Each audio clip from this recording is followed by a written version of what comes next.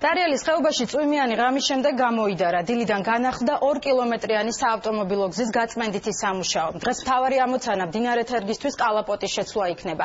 ასევე დაიწყება ლარსის საბაჟო გამშვები პუნქტის გაწმენდაც. სტიქიის ზონაში ენერგეტიკის მინისტრი ჩავიდა და ვითარებას ადგილზე გაეცნო. უკვე მესამე დღეა ჩვენი გადამღები ჯგუფი სტიქიური უბედურების ზონაში მუშაობს. დეტალებს გურამ როგავა გაგვაცნობს. დიახ, სტიქიამ მნიშვნელოვნად დააზიანა დარიალის ხეობაში არსებული ენერგეტიკული ობიექტები. დღეს ენერგეტიკის მინისტრმა კახი კალაძემ სტიქიის ზონა დაათვალიერა.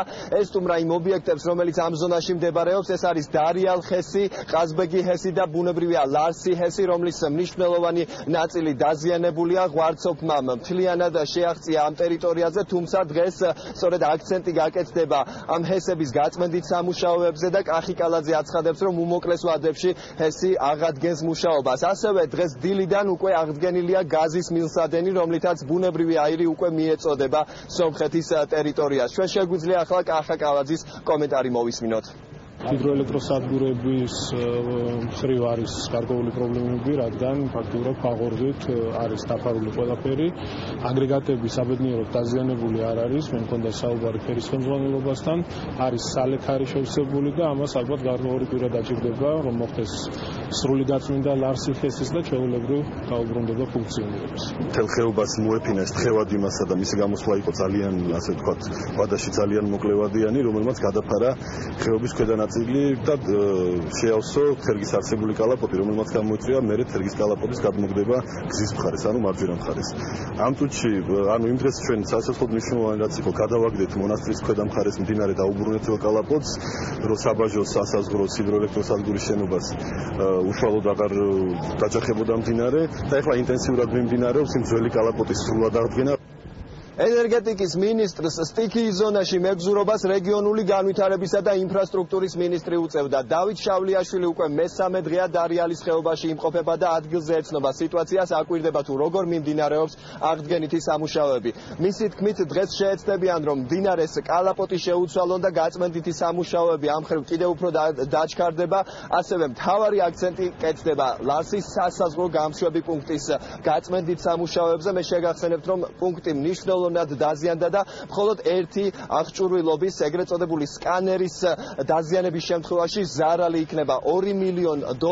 ასევე სავარაუდოდ დაზიანებულია ხელჩანთის მცირე ზომის სკანერები, რომელთა ღირებულებაც $300,000-ია. როგორც ჩვენთან საუბრისას ექსპერტები აცხადებენ, შესაძლოა ზარალმა მაისის სტიქიის ზარალს გადააჭარბოს.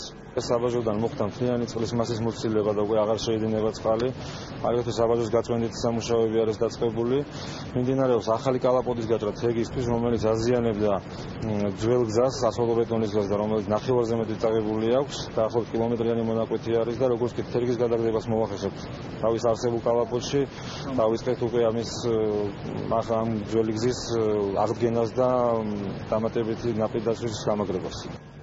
რაც შეეხება სამძებრო სამუშაოებს, მე შეგახსენებთ, სტიქიის დღეს 2 ადამიანი დაიკარგა, მათ შორის ერთ-ერთის თურქეთის მოქალაქის პოვნა გუშინ მოხერხდა, მისი ცხედარი რუსეთის ტერიტორიაზე მდინარემ გამორიყა. ის უკვე გადმოასვენეს საქართველოს ტერიტორიაზე და მას ექსპერტიზა utardeba, მისი ამოცნობა მოხერხდა სვირინგის მეშვეობით. მეორე დაკარგულს კი ამ დრომდე უშედეგოდ ეძებენ, როგორც ჩვენთან საუბრისას შინაგან საქმეთა სამინისტროს წარმომადგენელი აცხადებს, დღეს კვლავ განახლდება აქტიურად სამძებრო სამუშაოები იმ გვირაბში, სადაც ბოლო ინფორმაციით სწორედ ეს პიროვნება იმყოფებოდა და როგორც ჩვენთან საუბრისას შინაგან საქმეთა სამინისტროს წარმომადგენელი აცხადებს, ამ პროცესში ჩართული არიან ასევე რუსეთის საგანგებო სიტუაციის სამინისტროს წარმომადგენლები და მიმდინარეობს კოორდინირებული მუშაობა. ის ქართველი, რომელიც დაკარგული არის, გრძელდება საქართველოს მხარეს შინაგან საქმეთა სამინისტროს საგანგებო სიტუაციების მართვის დეპარტამენტის მაშველები აგრძელებენ ინტენსიურად საძიებო სამაშველო სამუშაოს, ხოლო ასევე შეთანხმებულები ვართ რუსეთის საგანგებო სიტუაციების სამინისტროსთან, რათა იქითამ მხარეც იყოს ინტენსიურად დათვალიერებული. დარიალის ხეობაში გუშინ თითქმის მთელი ღამის განმავლობაში წვიმდა, თუმცა მიუხედავად ამისა, ვითარება სტიქიის ზონაში არ გამწვავებულა. დღეს კი გამოიდარა და მძიმე ტექნიკა კიდევ უფრო აქტიურად განაგრძობს მუშაობას. მე შეგახსენებთ, რომ საავტომობილო გზის ძირითადი ნაწილი აღდგენილია, ასევე კრიზისების მართვის ცენტრი საგანგებო რეჟიმში განაგრძობს მუშაობას. მადლობა გურამ, ეს გურამ როგავა იყო, ის უკვე რამდენიმე დღეა დარიალის ხეობაში მუშაობს.